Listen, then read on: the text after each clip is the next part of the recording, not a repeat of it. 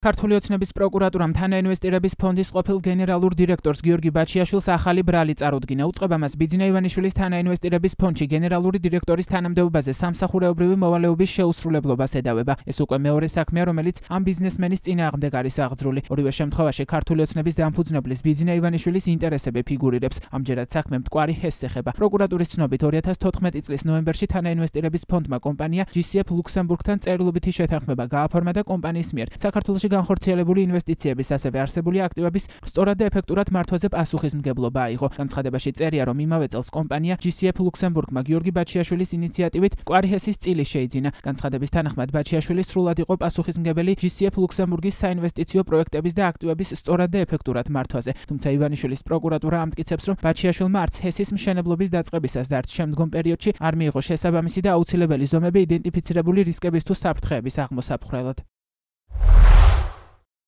მტკვარი ჰესის საინვესტიციო მოცულობა და ექსპლუატაციაში შესვლის პერიოდი შეუსაბამოდ გაიზარდა, რაც ნეგატიურად აისახა პროექტის მომგებიანობაზე და მისი საინვესტიციო ღირებულება დაახლოებით 100 მილიონი ამერიკული დოლარით 240 მილიონ ამერიკულ დოლარამდე გაიზარდა. საგულისხმოა ის ფაქტიც, რომ მიუხედავად კოლოსალური დანახარჯებისა, ჰესი ექსპლუატაციაში დღემდე არ შესულა, შედეგად კი არსებითად დაზიანდა ინვესტორის კანონიერი ინტერესები.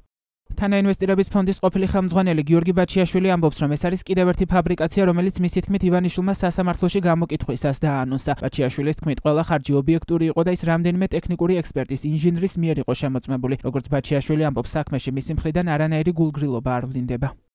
ეს არის მეორე ფაბრიკაცია უკვე, რომელიც სხვათაშორის ივანიშვილმა თავისი ჩვენებისას სასამართლოში დამიანონსა, რომ იქნებოდა დამატებით სასამართლის დევნა, ანუ ჩემთვის ეს არ იყო არც სიახლე, არც მოულოდნელობა.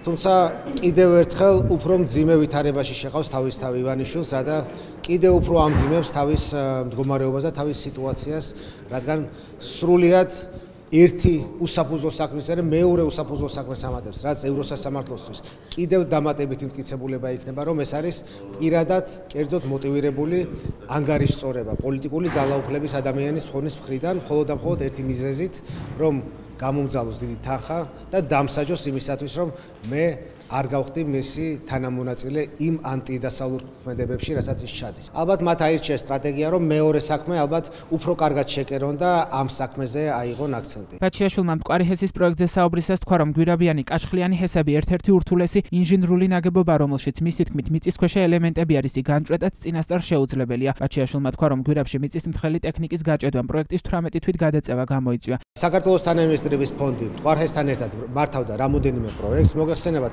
საქართველოს თანაინვესტირების ფონდი დასავლური პრაქტიკით დაფუძნებული ფონდი იყო და ყველა გადაწყვეტილება, რომელიც ფონდში მიიღებოდა, ის მიიღებოდა საბჭოს მიერ. ამ საბჭოში ყველა იყო თანაბარუფლებიანი. შემდეგ ეს გადაწყვეტილებები უკვე მიეწოდებოდა მტკვარი ჰესს და მტკვარი ჰესი ახსულებდა ამ გადაწყვეტილებებს უკვე თავის დირექტორის და თანამშრომლების მეშვეობით. იდეაშიც, რომც მდომოდა მე როგორც დირექტორს რაიმე უკანონობის ჩადენა, მე არ მქონდა უფლებამოსილება, რომ ჩემი ხელმოწერით პირადად დამევალებინა მტკვარი ჰესისთვის ამა თუ იმ გადაწყვეტილების მიღება. მაგრამ ასევე მინდა განვაცხადო, რომ მიუხედავად იმისა, რისი უფლება მქონდა მე თუ არ მქონდა როგორც ფონდის დირექტორს, მტკვარ ჰესში არ არის მიღებული არც ერთი არასწორი გადაწყვეტილება, ვერც ერთი გადაწყვეტილება ვერ იქნება იქ მით უმეტეს გაფლანგვის და მითვისების დამადასტურებელი. დღეს წარდგენილი ბრალით ბაჩიაშვილს 2-დან 5 წლამდე პატიმრობა ემუქრება, როგორც მისი ადვოკატი ამბობს. ბაჩიაშვილი ბრალს არ აღიარებს. ადვოკატის განმარტებით, საქმეში ბაჩიაშვილი გადაწყვეტილებების დამოუკიდებლად მიმღები პირი არ იყო, რადგან საკითხებს კოლეგიალური ორგანო წყვეტდა.